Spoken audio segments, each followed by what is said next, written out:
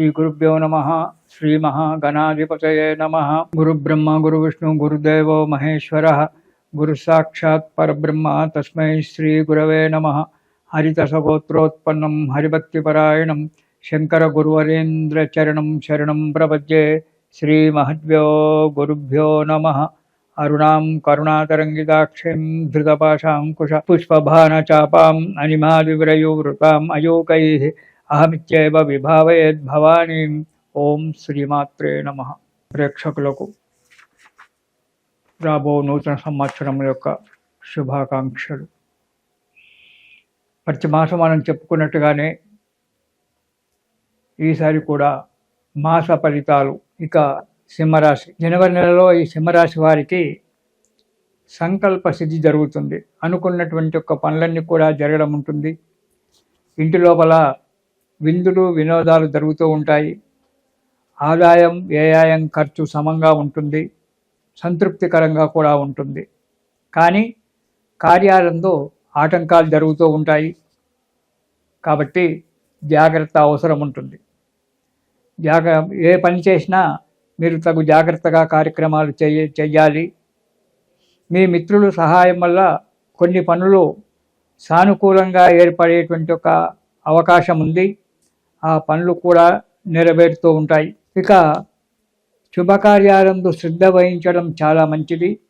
శుభకార్యాలు చేయడానికి కూడా మంచి సమయం ఆసన్నమైంది.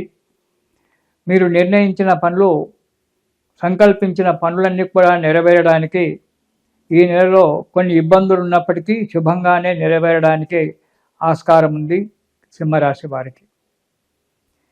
ఇక మొదటి వారం చూసుకుంటే సింహరాశి వారికి అనారోగ్యం ఏర్పడుతుంది. ఎప్పుడూ విచారంగా ఉండడం జరుగుతుంది. కార్యాలందు చిన్న చిన్న ఆటంకాలు ఏర్పడడం జరుగుతూ ఉంటుంది. ఆటంకాలను దాటుకొని ముందుకు అడిగేయవలసి వస్తుంది. కానీ కొందరి సహాయ సహకారం, మీ మిత్రులో, మీ కుటుంబ సభ్యులో, మీ బంధువులో ఎవరో చేసిన సహాయం వల్ల కొన్ని కార్యక్రమాలు నిర్విఘ్నంగా కొనసాగడానికి ఆస్కారం ఉంది. ఇక రెండవ వారం కనుక చూసుకున్నట్టయితే సుఖ జీవితము, సంతోషంగా జీవితం గడుపుతుంది. సంఘంలో కీర్తి ప్రతిష్టలన్నీ కూడా పెరిగిపోతూ ఉంటాయి. యత్నకార్య సిద్ధి, మీరు ఏదైతే కార్యక్రమం చేయాలని చెప్పి సంకల్పం చేసుకున్నారో ఆ కార్యక్రమం దిగ్విజయంగా నెరవేరడం అనేటువంటిది జరుగుతుంది. వృత్తిలో, వ్యాపారాలలో అభివృద్ధి కనబడుతూ ఉంటుంది. కాబట్టి కార్యక్రమాలన్నీ కూడా సంతోషంగా ముందుకు అడగవచ్చు. ఇక మూడవ వారం కొంత కష్టపడితేనే పనులు నెరవేరడం జరుగుతుంది. ప్రతి కార్యక్రమానికి కూడా కొద్దిగా తగు శ్రద్ధతో కష్టపడాలి. కార్యక్రమాలు నెరవేర్చుకోవాలి. అధిక ప్రయాణాలు చేయవలసి రావడం జరుగుతుంది. కాబట్టి ఆ ప్రయాణాలను ఆపుకోవడం మంచిది. దానివల్ల ఆరోగ్య నష్టము, ధన నష్టం కూడా జరుగుతుంది.